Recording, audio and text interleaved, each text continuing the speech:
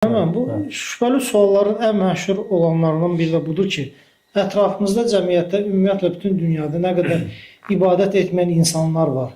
Bunlar hamısı cəhənnəmə mi gedəcək? Yəni cənnətə düşən yalnız ibadət əhli olacaqsa, digərləri hamısı cəhənnəmə mi gedəcək? Belə bir sual var. Bəli, möhtərəm qardaşlar, ibadət Allah Subhanahu va Taala əvvəlki suallarda da gəldiyi kimi, ibadət bizim həyatımızda ən önəmlidir, ən əsasdır, bu dünyaya gəliş qayəmizdir. Ancaq insanları, yəni kobudcasına acılamaq olmaz ki, sən cəhənnəmliksən, heç kimin hökmünü biz verə bilmərik. Və ola bilər ki, insan hansısa əməli ilə cənnətə gedib çata bilsin, cənnəti qazansın. Bu Allah Subhanahu va Taala'nın öz məşiəsindədir, istəyindədir. Allah Subhanahu va Taala özü hansısa xeyir əməli ilə insanın təbii ki, müsəlman olmaq şərtdir. Birinci növbədə müsəlman olmalı. Necə ki, ayət kəlmədə də gəlir ki, وَمَنْ يَبْتَغِ غَيْرَ الْإِسْلَامِ دِينًا فَلَنْ يُقْبَلَ مِنْهُ وَهُوَ فِي الْآخِرَةِ مِنَ الْخَاسِرِينَ. Kim İslamdan qeyri din seçərsə, ondan qəbul olmaz.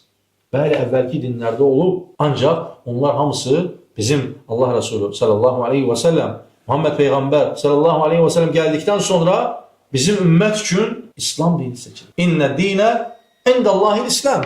Allah katında seçilmiş din hansıdır? İslam dinidir. Necə ki, Rabbimiz buyurur ki, "El-yevme ekmeltu lekum dinakum ve etmemtu aleykum ni'meti." El-yevme ekmeltu lekum dinakum. Bugün dininizi tamamladım. Ve etmemtu aleykum ni'meti ve raditu lekumul İslam'e dina.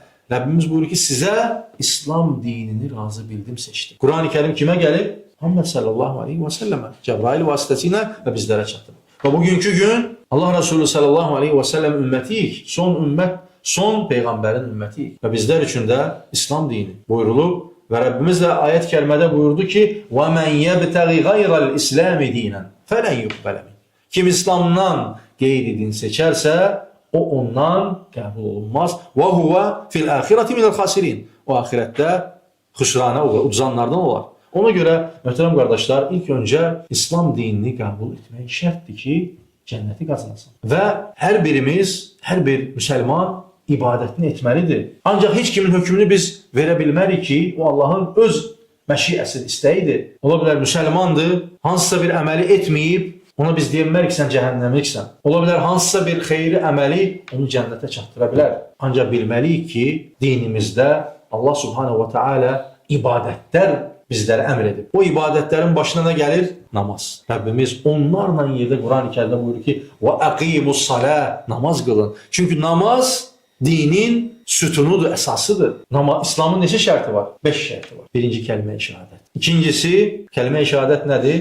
Əşhədü ən la ilahə illallah və əşhədü ennə Muhammədən abduhu və rasul. Mən şahidlik edirəm ki, Allahdan başqa ibadətə layiq olan haqq məbud yoxdur. Bu, İslamın birinci şərtidir, möhtərəm qardaşlar. Sonra, və aqimus salat, namaz qılmaq, və ətuz zəkə, zəkat vermək, və savun Ramazan, oruç tutmaq, və həccül beyt, həcc etmək. Və bunları İslamın şərtləridir. İnsan əgər əmin olmaq istəyirsə, Allahın razılığını qazanmaq istəyirsə, bu əməlləri etməlidir. Allah Subhanahu wa Taala hər birimizi və bütün müsəlmanları bu gözəl əməlləri etməyə nəsib etsin, müvəffəq etsin.